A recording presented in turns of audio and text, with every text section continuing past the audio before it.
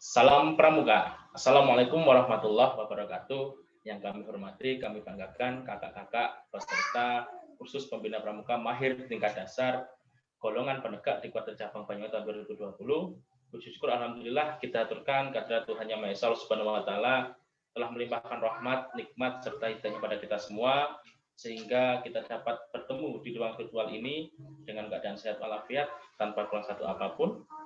Kakak, alhamdulillah kita bisa dipertemukan pada forum yang mulia ini dengan keadaan sehat. Tentunya saya berharap kakak-kakak juga senantiasa diberikan rahmat oleh Allah sehingga dapat menerima, mengikuti materi yang ada dalam kursus pembina pramuka mahir tingkat dasar ini sampai nanti tuntas dan insya Allah bisa lulus semuanya. Sebelum kita mengawali kegiatan pada hari ini, marilah kita bersama-sama berdoa menurut agama dan keyakinan kita masing-masing. Berdoa dimulai.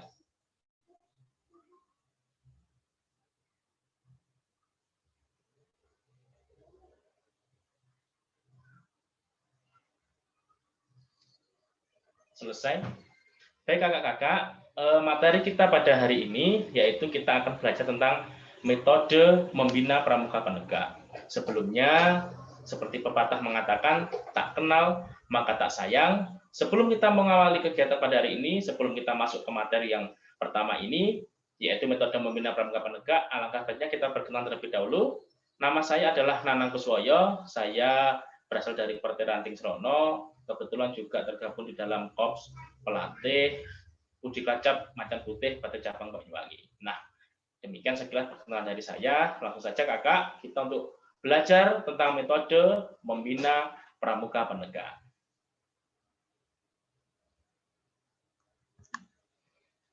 Kakak-kakak, pada materi ini ada 4 pokok bahasan yang akan kita kupas bersama-sama.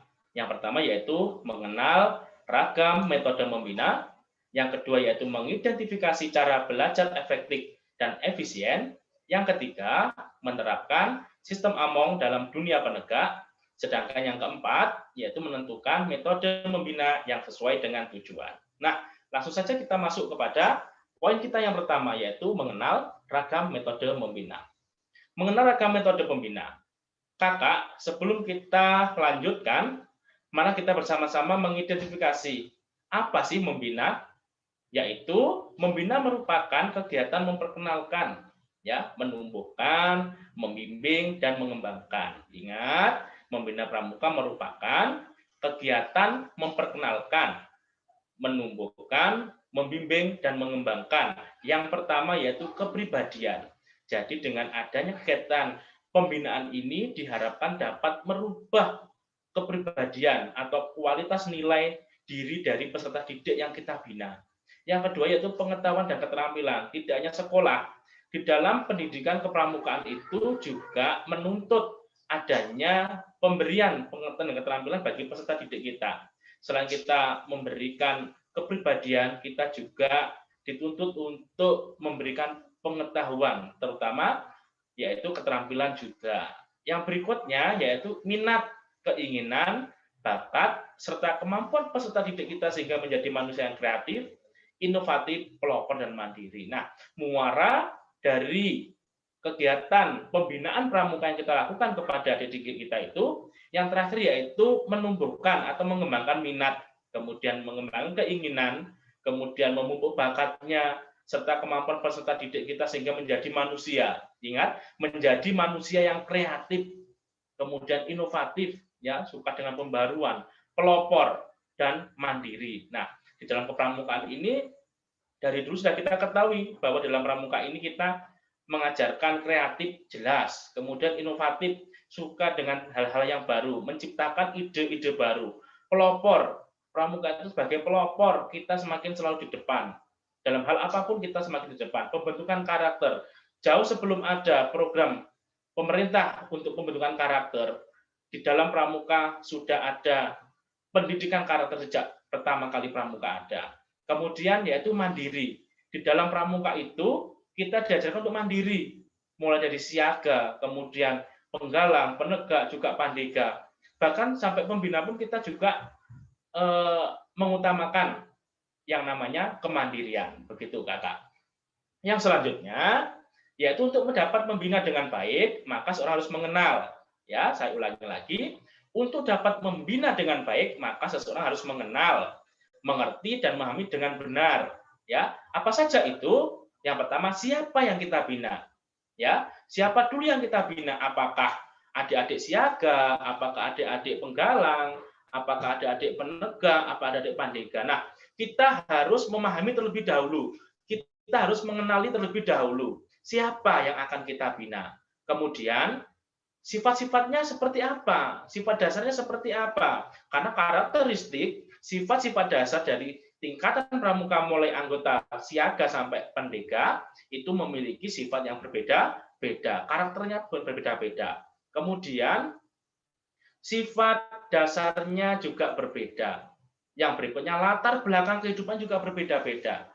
Ya, latar belakang kehidupan juga berbeda-beda antara pramuka siaga, dunia-dunia bermain, bernyanyi, kemudian dengan dunia-dunia yang penuh dengan petualangan. Nah, itu merupakan hal yang wajib kita ketahui sebelum kita melakukan pembinaan. Yang berikutnya jumlah orang yang akan kita bina. Ya, berapa banyak pramuka atau anggota pramuka kita yang akan kita bina, berapa laki-lakinya, berapa ambalan dalam penegak yang akan kita bina. Itu merupakan porsi yang harus kita pahami di awal ini. Sebelum kita membina, maka siapa yang kita bina, kemudian sifatnya seperti apa, latar belakangnya bagaimana, kemudian jumlahnya secara kuantitas seperti apa, banyaknya berapa. Nah, itu merupakan modal awal sebelum kita melakukan pembinaan kepada peserta didik. Next.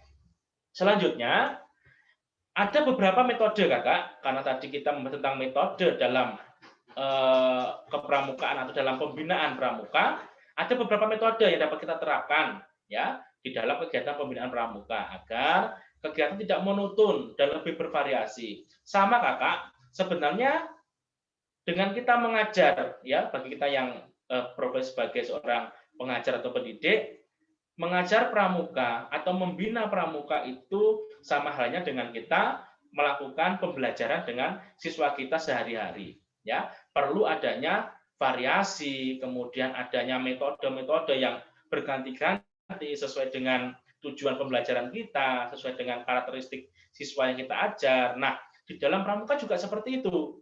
Perlu adanya pengembangan metode yang dapat kita terapkan guna untuk menjadikan kegiatan kita lebih bervariatif, kemudian tidak monoton, tidak membosankan. Nah, ada beberapa metode-metode yang dapat kita sajikan atau kita terapkan sesuai dengan tingkat pramuka yang akan kita bina. Baik siaga, kemudian penggalang, penegak, dan pandika itu saya yakin kita juga ketahui bersama. Contohnya di dalam sekolah, ya. Di dalam sekolah itu cara mengajar kelas 1, kelas 2, atau kelas rendah, 1, 2, 3, dengan kelas 4, 5, 6 juga akan berbeda-beda. Perlakuannya juga berbeda-beda. Maka dari itu, di dalam pembinaan pramuka juga seperti itu, ya. Metode yang kita gunakan juga akan berbeda-beda sesuai dengan tingkat usianya atau tingkat golongannya. Nah, mari kita kupas satu persatu, ya. Jangan lupa dicatat. Oke, yang pertama yaitu metode cerita. Metode cerita ini adalah memiliki tujuan. Yang pertama yaitu peserta didik bersemangat melaksanakan kegiatan, maka kegiatan itu harus dibungkus dengan cerita. Cerita disajikan jangan terlalu fantastis atau cerita-cerita khayal. Cukup masuk akal berkaitan dengan cerita rakyat dan kepahlawanan. Nah, biasanya metode cerita ini paling tepat kita gunakan untuk adik-adik tingkat siaga dan tingkat penggalang, ya. Rasa ingin tahunya tinggi, kemudian cerita-ceritanya tidak cerita-cerita yang terlalu fiktif, ya. Kita cerita yang masuk akal, kemudian bisa dicerna dan diterima oleh adik didik kita di tingkat penggalang dan siaga. Biasanya paling senang itu adik-adik siaga dan penggalang itu tentang cerita rakyat, legenda, kemudian juga cerita-cerita yang berbau patriotisme atau kepahlawanan. Nah, itu dikemas di dalam metode cerita. Yang kedua yaitu metode pemecahan masalah, misalnya dengan pembelian surat candi atau teka-teki. Nah, biasanya metode pemecahan masalah ini dapat kita terapkan di pramuka, penggalang, penegak juga pandega. Kita biasanya menggunakan sandi-sandi di dalam pembelajaran atau pembinaannya. Kita selingi dengan pemecahan masalah seperti itu. Kemudian juga mungkin bisa pemecahan masalah dengan cara diskusi atau bermusyawarah seperti itu. Kemudian yang ketiga yaitu metode tak terduga atau surprise, yaitu memberikan kegiatan yang tidak diberitahukan sebelumnya. Ya, tentunya kakak-kakak pernah menerapkan metode tak terduga ini atau surprise. Biasanya kalau ada peserta didik kita yang sedang berulang tahun, ya, kemudian kita berinisiatif bersama dengan anggota yang lainnya, kita memberikan surprise, ya, kita memberikan kejutan sebagai hadiah ulang tahun. Nah, ini merupakan salah metode tak terduga. Kemudian mungkin di dalam pengujian SKU ada beberapa poin SKU yang bisa kita gunakan metode tak terduga ini. Semisal salah satu SKU yang ada di dalam penegak itu katakanlah indikatornya ini. Kemudian kita membuat suatu permainan. Setelah permainan itu, tetapi dalam permainan itu ternyata ada unsur-unsur ujian, ya, ujian untuk kecakapan, ya, ataupun ujian dalam penemuan SKU. Tanpa mereka sadari dengan menggunakan metode terduga ini, mereka padahal sedang ujian, tetapi tidak merasa ujian karena dikemas dalam metode tak terduga atau surprise ini melalui permainan-permainan tentunya. Nah, berikutnya yaitu metode yang selanjutnya yaitu ada metode lomba, yakni sekali-kali mengadakan lomba antar peserta didik secara perorangan untuk menggairahkan peserta didik. Nah, kegiatan-kegiatan ini bisa kita gunakan, kakak, bisa kita terapkan baik di tingkat siaga, penggalang, penegak. Ya, perlombaan ini saya kira hal-hal yang berbau dengan ketangkasan, dengan perlombaan ini akan memacu semangat, kemudian memacu rasa kompetensi di antara peserta didik. Tidak usah terlalu ribet kegiatan perlombaan itu. Mungkin kakak bisa menggunakan kegiatan-kegiatan secara sederhana yang bisa kita gunakan atau kita terapkan di minggu depan kita tanpa harus menggunakan alat yang ribet, tetapi mungkin bisa contoh di di dunia siaga ada kita dorong gerobak, kemudian mungkin di di dalam dunia penegak mungkin ada baris berbaris, ada koloni tongkat dan sebagainya yang itu biasanya bersifat kompetitif guna untuk menerapkan metode dari lomba ini. Yang kemudian kakak, yang kelima ada metode kerja kelompok, yaitu memberi tugas kepada tiap regu yang diawasi oleh pembinanya atau setiap sangga yang diawasi oleh pembinanya, memberikan tugas. Ya, ini biasanya diterapkan pada adik-adik usia penggalang. Yang kelima yaitu metode bermain peran atau role play, ya, atau bermain peran atau bermain drama.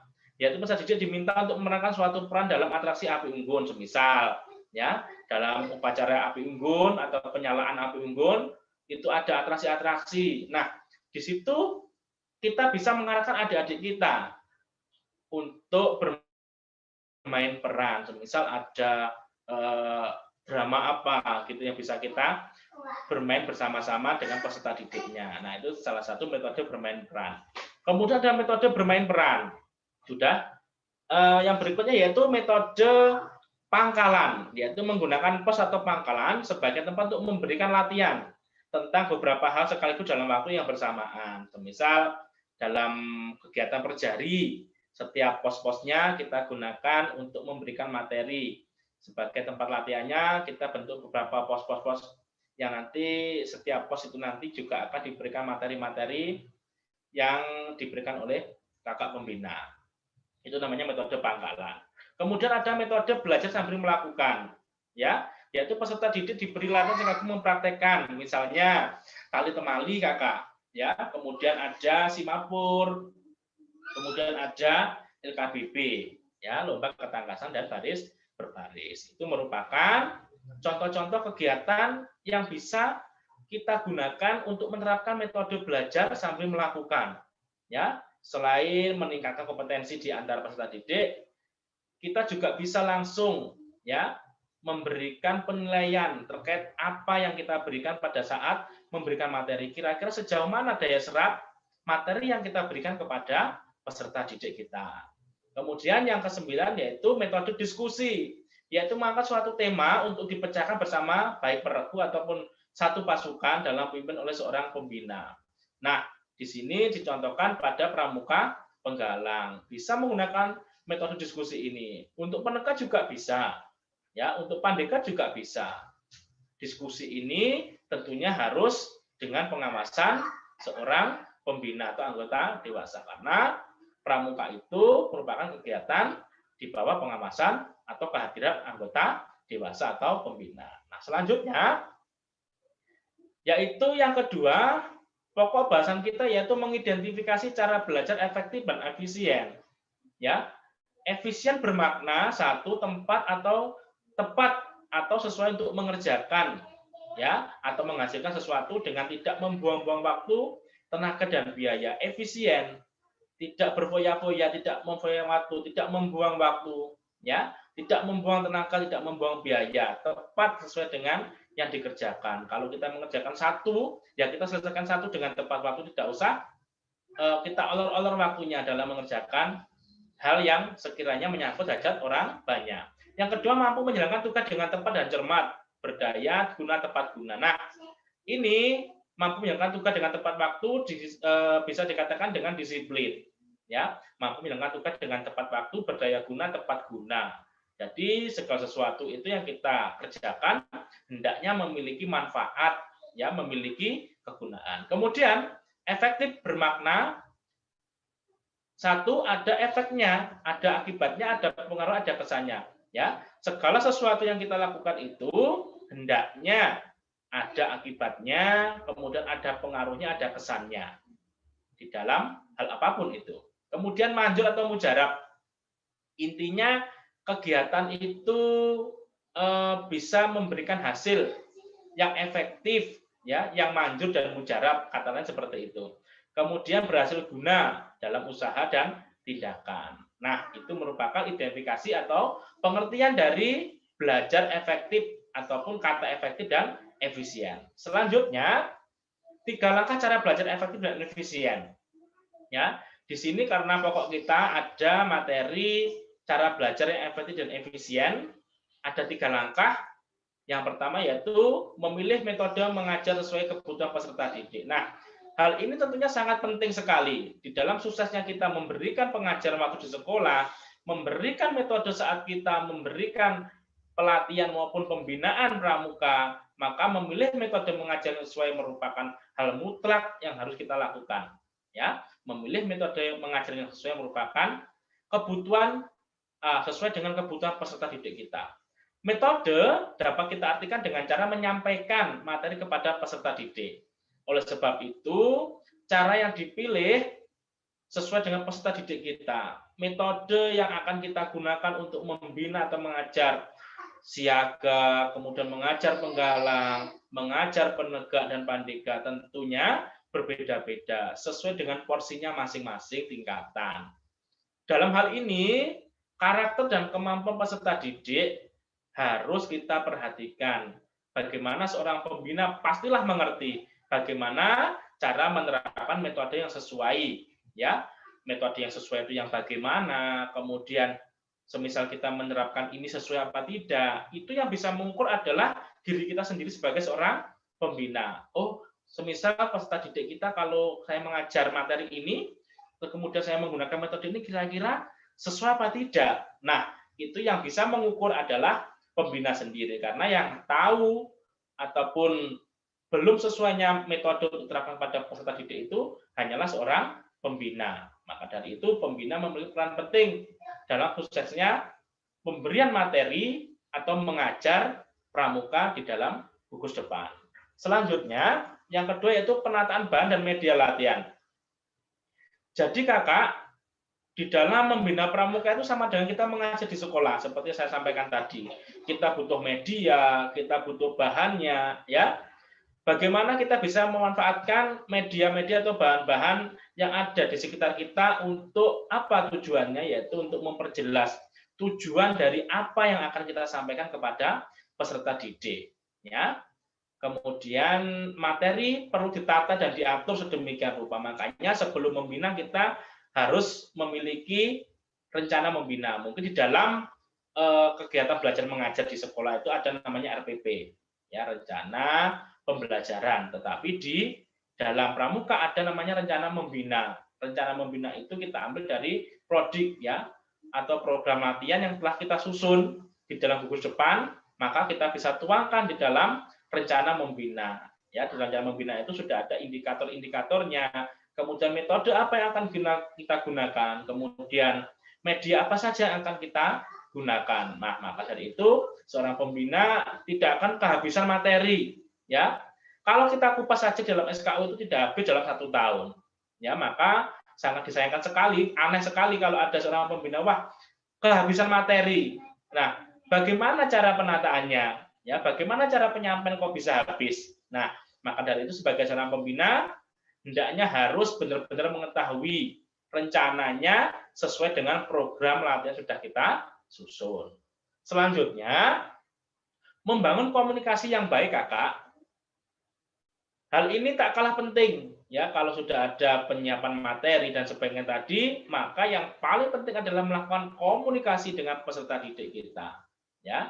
Dalam upaya mengajar efektif dan efisien itu, yang tidak kalah penting adalah membangun komunikasi dengan pihak-pihak yang terkait. Semisal kalau dalam buku depan komunikasi kita dengan Mahfigus, dengan pembina yang lain. Di dalam pembinaan pramuka, komunikasi seorang pembina, ya, kita sebagai pembina dengan peserta didik kita, ya. Maka komunikasi yang baik tadi dengan adanya interaksi, Kakak, interaksi hubungan timbal balik antara pembina dengan peserta didiknya. Kemudian hal itu bisa harmonis, ya, selama kegiatan berlangsung. Jadi tanda-tandanya komunikasi yang baik itu terjalin hubungannya harmonis antara pembina dengan peserta didiknya. Banyak sekali dulu kita jumpai kenapa adik didik kita kok semakin hari semakin merosot minat di pramukanya. Mungkin karena satu faktornya, ya, karena pembinanya kurang berkomunikasi, kurang interaktif, ya, kurang menerapkan metode dalam pembinaannya, kemudian monoton, itu saja. Nah, hal-hal seperti itu yang dapat mengakibatkan merosotnya minat generasi muda di dalam pramuka. Kemudian peserta didik di sini bebas dari rasa tekanan. Seorang adik didik kita itu biasanya akan mencerminkan dari apa yang dilakukan oleh kakak pembinanya. Ya, kalau kakak pembinanya keras, sidik-sidik hukuman, maka adik didik kita juga merasa tertekan, Kakak, merasa diintimidasi, tidak latihan pramuka, didenda misal, mungkin dihukum, membersihkan kamar mandi dan sebagainya. Nah, itu merupakan kegiatan atau hal-hal yang dapat mengakibatkan rasa tertekan bagi peserta didik kita. Mereka merasa diintimidasi, ya, sehingga ikut pramuka karena rasa paksaan atau karena pemaksaan, sehingga hasilnya juga akan tidak efektif. Bagaimana kita bisa memanusiakan, humanis dengan peserta didik kita, bagaimana kita bisa ngomong, kemudian bisa berkomunikasi dengan baik, bertutur kata yang baik, ya. Maka hal-hal seperti itu sangat penting dan mungkin harus kita lakukan sebagai seorang pembina. Selanjutnya, menerapkan sistem AMONG dalam dunia penegak. Ini yang ketiga, yaitu menerapkan sistem AMONG dalam dunia penegak. AMONG dalam bahasa Jawa bisa kita istilahkan dengan cara momong, ya, momong, kemudian AMONG, mengasuh, merawat, dan sebagainya. Itu sistem AMONG. Sistem AMONG ini merupakan buah pemikiran dari Ki Hajar Dewantara yang kita ajarkan, yang kita adopsi di dalam dunia pramuka. Sistem AMONG ini merupakan sistem yang sangat-sangat kita junjung tinggi, wajib kita terapkan di dalam dunia pramuka. Nah, di dalam dunia penegak ini sistem AMONG memiliki peranan, ya. Hubungan pembina pramuka dengan peserta didik merupakan hubungan yang sangat khas, yaitu setiap pembina wajib memperhatikan perkembangan mitra didiknya secara pribadi agar perhatian terhadap pembinaannya dapat dilaksanakan sesuai dengan tujuan kepramukaan. Nah, setiap peserta didik wajib memperhatikan perkembangan, Kakak, ya. Memperhatikan perkembangan peserta didiknya. Kita harus tahu satu persatu progres perkembangan dari masing-masing adik didik kita, si A seperti ini, si B seperti ini, ya. Apalagi sekarang sudah ada penilaian terhadap pramuka yang nantinya masuk dalam raport di dalam kurikulum 2013 ini, bahwasanya pramuka salah satu istra wajib di mana penilaiannya juga harus jeli, tidak hanya syukur memberikan nilai A, B, D, dan D dan sebagainya, namun bagaimana kita perlu tahu secara pasti perkembangan mitra kita yaitu peserta didik di dalam progres perkembangan di dalam gugus depan kita. Yang berikutnya, menyelenggarakan pendidikan dalam beragam pramuka ditinjau dari hubungan antara pembina dengan peserta didik menggunakan sistem AMONG. Ya, ingat perkembangan ditinjau dari hubungan antara pembina dengan peserta didik menggunakan sistem AMONG. Nah, berikutnya sistem AMONG adalah, ya, kalau tadi kita secara garis besarnya, sekarang kita akan berbicara tentang sistem AMONG. Sistem AMONG ini adalah cara melaksanakan pendidikan di dalam gerakan pramuka, ya. Sistem AMONG adalah cara pelaksanaan pendidikan di dalam gerakan pramuka. Sistem AMONG merupakan pendidikan berdasarkan dengan cara memberikan kebebasan. Ingat, memberikan kebebasan kepada peserta didik untuk dapat bergerak dan bertindak dengan leluasa, Kakak. Sejauh mungkin menghindari unsur-unsur perintah keharusan, paksaan dengan maksud untuk menumbuhkan dan mengembangkan rasa percaya diri, kreativitas, dan aktivitas sesuai dengan aspirasi peserta didik. Kita tidak boleh mengikat, kita tidak boleh memaksa peserta didik. Namun kita harus memberikan kebebasan kepada peserta didik kita untuk berkembang, ya, untuk berinovasi tanpa harus menunggu unsur-unsur perintah, apalagi pramuka penegak. Makna pramuka penegak itu adalah dari, oleh, dan untuk, ya, dari penegak sendiri, ya, kemudian oleh penegak sendiri dan untuk penegak sendiri, ya, dari, oleh, dan untuk, dari penegak, kemudian tanpa ada unsur-unsur paksaan, sehingga kita memberikan kebebasan kepada peserta didik kita, tetapi dengan tetap pengawasan dari seorang pembina. Nah, dengan adanya kebebasan itu diharapkan peserta didik kita mampu untuk mengembangkan kreativitasnya, ya, untuk mengembangkan aktivitasnya sesuai dengan aspirasinya, ya. Kita berikan kebebasan, Kakak, jangan dikekang, ya. Harus ikut pramuka, jangan seperti itu. Nah, bagaimana kita bisa secara pelan-pelan, ya, secara pelan-pelan menumbuhkan minat dan bakat dari peserta didik kita dengan cara-cara yang humanis, kemudian dengan cara-cara yang efektif, ya. Salah satunya dengan memberikan suatu kebebasan untuk bergerak mengembangkan kreativitas dan inovasi dari masing-masing peserta didik kita. Nah, selanjutnya sistem AMONG diwajibkan membina pramuka melakukan prinsip-prinsip kepemimpinan, ya. Ada 3 prinsip yang sangat terkenal sekali yang diajarkan oleh Ki Hajar Dewantara yang dapat kita terapkan pada masing-masing tingkatan pramuka. Ingat, sung tulodo dimaksudkan di depan memberikan teladan. Ingat, sung tulodo ini adalah sosok pembina, ya, bagi adik-adik siaga dan juga penggalang. Adik-adik muaranya kepada pembina. Apapun itu, adik-adik siaga itu muaranya kepada pembina sebagai objek utamanya.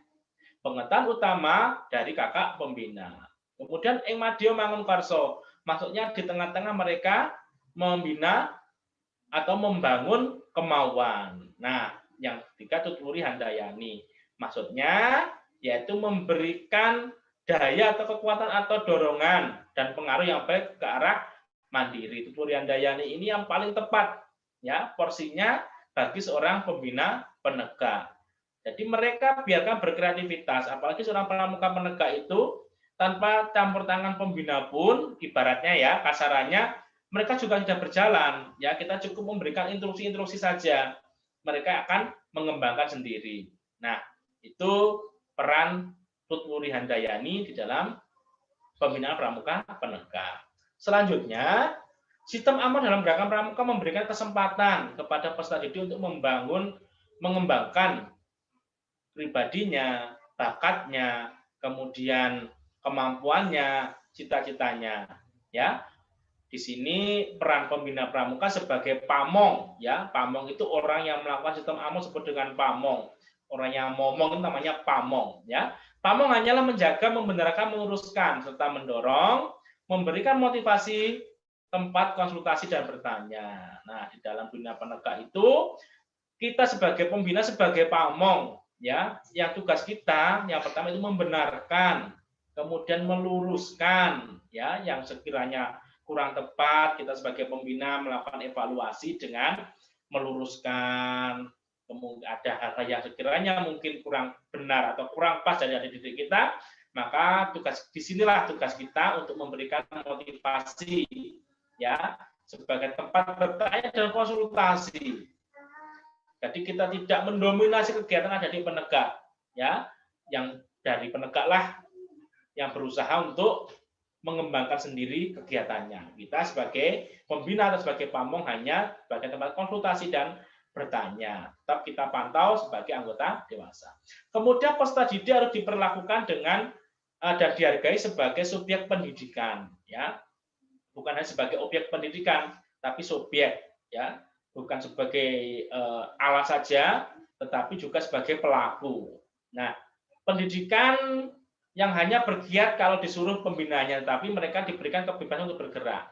Jadi pramuka penegak itu tidak seperti apa namanya, ya, kuda yang kita pecut terus lari, tidak, ya, tapi ada timbal balik, tanpa harus disuruh pun, ya, tanpa harus dibentak-bentak, tanpa harus dituntun, tanpa harus didikte, mereka bisa mengembangkan kreativitasnya masing-masing, ya, kegiatannya tanpa harus kita ibaratnya kita dikte, mereka juga sudah bisa berjalan begitu. Itulah ciri dari pramuka penegak. Kemudian beri keleluasaan, ya, beri kebebasan untuk menumbuhkan rasa percaya diri. Semisal ada kegiatan bersami di kurs depan atau di ambalan, ya, berikan tugas itu kepada anggota ambalan, ya. Silakan beri kesempatan untuk mengolah, kemudian mengemas kegiatan seperti apa. Kita sebagai tempat konsultasi saja, ya. Tetap kita pantau, nanti ada hal-hal yang sekiranya kurang tepat, baru peran pembina di situ sebagai konsultan dan meluruskan hal-hal yang sekiranya kurang tepat dilakukan sehingga kegiatan berjalan dengan baik. Kemudian hal ini dilakukan tujuannya untuk apa, Kakak? Yaitu untuk mengembangkan kreativitasnya adik-adik, ya, sesuai dengan aspirasi mereka. Ya, ini merupakan wadah yang dapat kita kembangkan untuk menampung aspirasi dari pramuka penegak. Selanjutnya, Kakak, sistem among pada pramuka penegak, ya. Pramuka penegak sudah memulai memasuki masa sosial dan berusaha mencari identitas jati diri. Ini merupakan karakteristik atau ciri, ya, ciri dari pramuka penegak. Yang pertama, sudah mulai memasuki masa sosial dan berusaha mencari identitas atau jati diri. Mungkin pada materi mengenal dunia penegak sudah dijelaskan dengan gamblang terkait dengan ciri-ciri dari pramuka penegak. Mereka tingkat stabilan emosinya belum mantap, kemudian mudah terprovokasi dan mudah berubah. Itu merupakan ciri dari pramuka penegak. Mudah emosi, kemudian labil, kemudian mudah terprovokasi dan mudah berubah. Makanya banyak tawuran-tawuran dilakukan oleh anak-anak usia penegak atau anak-anak SMA. Karena kenapa? Pola pikirnya mereka masih belum mantap, masih belum matang. Suka terprovokasi, ya, sukanya masih hura-hura. Kemudian masih dalam istilahnya orang Jawa masih grubyuk rono, grubyuk rene, ya. Apabila ada hal-hal yang sekiranya belum jelas kebenarannya, mereka langsung hantam saja. Nah, itu merupakan ciri-ciri dari pramuka penegak. Nah, di sini kita harus memfilter bagaimana peran pembina di sini dalam pramuka penegak ini mampu menumbuhkan karakter-karakter yang baik bagi peserta didik kita. Yang selanjutnya yaitu sistem among pada pramuka penegak. Yang kedua itu pramuka penegak juga menyukai kenyataan yang menjunjung tinggi realitas. Kemudian memiliki kemauan yang kuat dan sulit dicegah, agresif, ya, senang menyelesaikan persoalan dengan cepat, yang kadang-kadang menggunakan kekuatan fisik mereka, ya. Wes tidak tahu maksudnya, kemudian langsung hantam, langsung gas, ya, tanpa mau menelusuri akar permasalahannya, gerusa-gerusu, ya. Seperti itu merupakan karakter dari pramuka penegak. Ya, agresif, kemudian sensitif, singgol sedikit langsung tawuran. Nah, kekuatan fisik yang mereka utamakan tanpa menggunakan akalnya, karena karakternya seperti itu dari pramuka penegak. Yang selanjutnya, pada golongan penegak ini pembina mengambil peran sebagai pamong. Ya, terkadang di dalam dunia penegak itu kita juga bisa berperan sebagai orang tua, kemudian juga bisa berperan sebagai kakak, ya, harus siap-siap, mungkin ada sebagai tempat curhat, kemudian tempat berkeluh kesah. Nah, itu dunia penegak seperti itu. Mungkin karena yang diceritakan sudah masalah pribadi, biasa seperti itu. Karena karakternya lagi yaitu terkait sama jenis, kemudian mudah merasa minder, biasanya seperti itu. Maka kehadiran kita sebagai teman, ya, pembina pramuka sebagai teman sangat diutamakan di sini. Kadang-kadang kita juga berperan sebagai orang tua, ya, yang memberikan kelulusan dalam mengamalkan satya dan dharma untuk beraktivitas dan berkreasi. Ya, kita seperti tadi kita hanya tuturi antayin saja. Kemudian pada golongan pramuka penegak, pembina mengambil peran sebagai pamong, ya. Kemudian tanpa kenapa saya terus 2 kali, ini merupakan penekanan, ya, penekanan kakak, bahwa golongan penegak itu pembina mengambil peran sebagai pamong kakak, ya, sebagai pamong dengan sikap memberikan keleluasaan, ya, memberikan keleluasaan, kemudian penegak dalam mengamalkan satya dan dharma pramuka sehingga bisa beraktivitas dan berkreasi sesuai dengan minat dan bakatnya dari pramuka penegak.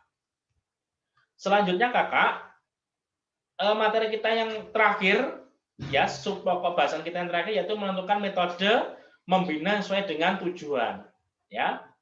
Di sini dijelaskan peserta didik dibina sesuai dengan minatnya untuk bekal mengabdi dan berkarya melalui proses yang pertama, learning by doing, belajar sambil bekerja, ya, atau belajar sambil melakukan. Kemudian yang kedua, learning by teaching, bekerja sambil mengajar. Yang ketiga, learning to live together, yaitu belajar untuk bisa hidup bersama. Yang keempat, learning to earn, yaitu belajar mencari penghasilan. Nah, kemudian ada earning to live, yaitu penghasilan untuk hidup. Ada living to serve, yaitu kehidupan untuk bekal mengabdi. Ada learning to be, belajar untuk menjadi dirinya sendiri. Nah, ini merupakan bekal mengabdi dan berkarya bagi pramuka penegak. Nah, seperti ini kakak, di dalam dunia penegak itu kita adik-adik akan dihadapkan oleh 2 pilihan. Yang pertama, setelah dari dunia penegak itu mereka akan dihadapkan oleh 2 pilihan. Yang pertama yaitu melanjutkan ke jenjang pramuka pandega ataupun terjun ke dalam dunia masyarakat dengan bekal ilmu yang sudah didapatkan dari penegak. Ya, kalau tidak kuliah, otomatis untuk kepandeganya pun juga akan berhenti sampai di situ, kecuali ada Gus Dharma yang bisa sebagai bernaung dari adik-adik penegak yang tidak melanjutkan ke jenjang pandega. Namun jika ingin terjun ke dalam usaha masyarakat, bagaimana kita benar memastikan bekal apa yang kita berikan sehingga bisa bermanfaat, ya, bagi adik didik kita setelah nanti selesai di dalam pramuka penegak. Selanjutnya kakak, melalui pendidikan kepramukaan, peserta didik kita siapkan menjadi kader bangsa yang bermoral Pancasila, yang memiliki sikap dan moral Pancasila, kemudian keterampilan manajerial, kemudian keterampilan kepramukaan, dan keterampilan teknologi. Ya, kita akan jelaskan satu persatu. Sikap dan moral Pancasila dengan cara melatihkan penghayatan dan pengaman kode kehormatan pramuka. Ini merupakan sikap moral Pancasila dapat kita latih, ya, kita pupuk di sana dengan penghayatan serta pengamalan kode kehormatan gerakan pramuka. Yang kedua yaitu keterampilan manajerial dengan cara melatih juga, yaitu kepemimpinan, manajemen satuan, hubungan insani, hubungan masyarakat dapat kita latih semuanya. Ya, jadi kepemimpinan dapat kita latih, manajemen satuan kita juga latih, hubungan insan, hubungan antar manusia, hubungan sosial, hubungan dengan masyarakat dapat kita latih melalui keterampilan manajerial.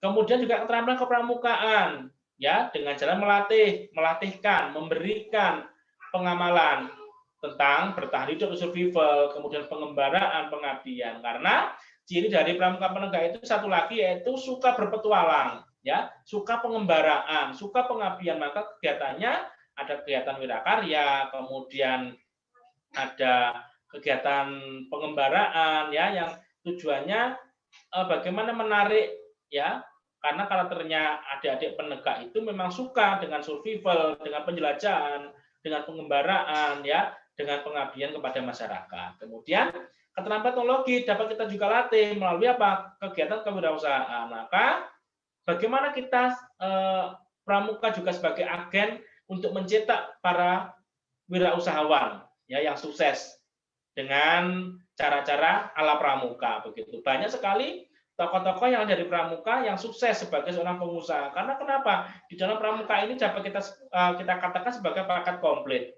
Kita diajarkan pengetahuan, diajarkan keterampilan, diajarkan seni, kemudian diajarkan kesehatan olahraga, kemudian diajarkan cinta alam, dan diajarkan kewirausahaan. Bagaimana pramuka itu tidak hanya baris berbaris, tidak hanya tepuk-tepuk, tidak hanya bernyanyi, ya. Khususnya pramuka penegak dan pandega bagaimana diajarkan wirausaha, ya. Misal contoh kecil mengubah sampah menjadi daur ulang, menjadi barang-barang yang memiliki nilai ekonomis. Kemudian melalui teknologi tepat guna dapat menciptakan hal baru yang dapat menghasilkan nilai ekonomis yang tinggi. Nah, hal-hal seperti itu merupakan keterampilan teknologi yang muaranya nanti dapat melatih seorang anggota pramuka menjadi seorang wirausaha, ya, memiliki kemampuan kewirausahaan. Nah, selanjutnya kegiatan membina dan disusun bersama peserta didik dengan memperhatikan 3 pilar yang merupakan sokok guru. Nah, jadi kegiatan pembinaan pramuka itu tidak melulu bermuara kepada pembina kakak. Namun ada kalanya kegiatan pramuka itu juga berasal dari inisiatif, dari usulan masing-masing peserta didik kita. Kalau dalam dunia penegak dan pandega, kegiatan kepramukaan itu bagaimana bisa mereka susun sendiri, ya. Kemudian kita hanya mengevaluasi, mungkin ini yang perlu kita lakukan, kemudian bisa dilakukan, bisa tidak. Oh, mungkin ini perlu perbaikan. Semuanya akan berasal dari pramuka penegak itu sendiri. Ada 3 pilar sokok guru kepramukaan. Ya, ada asas modern, ada asas manfaat, dan asas taat. Asas modern, kegiatan kepramukaan hendaknya menyesuaikan dengan perkembangan zaman, selalu bervariasi dan baru sehingga tidak membosankan. Nah, ini yang harus kita, ataupun hal dasar yang utama perlu kita lakukan, yaitu menyesuaikan dengan perkembangan zaman. Contohnya apa? Kalau dulu kegiatannya jambore katakanlah, atau remuna, ya, pertemuan-pertemuan pramuka lingkup besar hanya dapat kita lakukan secara berkemah. Namun selain berkemah, dengan perkembangan teknologi kita juga bisa jambore melalui internet, jambore melalui radio. Nah, itu merupakan contoh perkembangan zaman. Bahwasanya pramuka juga turut serta, ya, berkembang sesuai dengan perkembangan pada zamannya. Selalu bervariasi dengan hal-hal baru, ya. Sangat banyak sekali variasi-variasi yang pembaruan inovasi yang dilakukan oleh dunia pramuka, sehingga bagaimana pramuka ini diciptakan atau dituntut tidak membosankan bagi mereka yang ikut di dalam dunia pramuka. Yang keduanya kakak, ada asas manfaat. Asas manfaat ini kegiatan kepramukaan hendaknya disesuaikan dengan minat dan kebutuhan peserta didik, masyarakat dan lingkungannya. Nah, ini yang utama. Kegiatan kepramukaan itu harus disesuaikan dengan minat dan kebutuhan peserta didik. Ya, apa peserta didik yang dibutuhkan? Ya, apa yang diperlukan peserta didik itu? Kalau peserta didik seperti ini, nanti kita akan berikan ini. Ya, latar belakang peserta didik seperti ini, kita memberikan ini. Nah, itu harus benar-benar kita perhatikan. Ya, harus sesuai dengan perkembangan peserta didik dengan kebutuhan peserta didik kita, yang semuanya akan balance dan sesuai dengan kebutuhan masyarakat dan lingkungannya. Ya. Kemudian asas taat. Asas taat ini kegiatan kepramukaan hendaknya menjadi media untuk mendidik pelaksana atau pengamal kode kehormatan pramuka. Ya, asas taat kegiatan pramuka hendaknya menjadi media untuk mendidik pelaksana dan mengamalkan kode kehormatan pramuka. Nah, Kakak itu. Nah, itu merupakan materi yang dapat saya sampaikan. Selanjutnya, Kakak, saya harapkan apa yang sedikit kita pelajari ini dapat benar-benar kita resapi dan nantinya bisa kita terapkan bagi pembina di depan Kakak masing-masing. Tentunya hal-hal ini kalau kita lakukan secara singkat tidak perlu, tidak mungkin. Namun secara pelan-pelan, secara bertahap, pengembangan itu dapat kita lakukan. Apalagi kita setelah KMD dituntut untuk menjadi pembina pramuka yang handal, ya, tidak hanya secara materi, namun juga secara pribadi kita dituntut untuk menjadi pembina yang mampu mengakomodir kebutuhan dari peserta didik kita. Nah, Kakak, itu yang dapat saya sampaikan pada kesempatan ini. Insya Allah apa yang kita pelajari diberikan manfaat oleh Allah Subhanahu Wa Taala. Kemudian di sini kita sama-sama belajar, saya juga belajar, kakak juga belajar. Tidak ada yang pintar di dalam dunia ini, semuanya pintar karena belajar. Nah, kakak, sampai bertemu lagi di lain kesempatan. Semoga kita senantiasa diberikan kesehatan, diberikan umur panjang oleh Allah Subhanahu Wa Taala sehingga kita dapat bertemu di dalam acara maupun kegiatan yang selanjutnya. Akhirnya dari saya cukup sekian, kurang lebihnya mohon maaf. Saya akhiri bila taufiq wal hidayah. Wassalamualaikum warahmatullahi wabarakatuh. Salam Pramuka.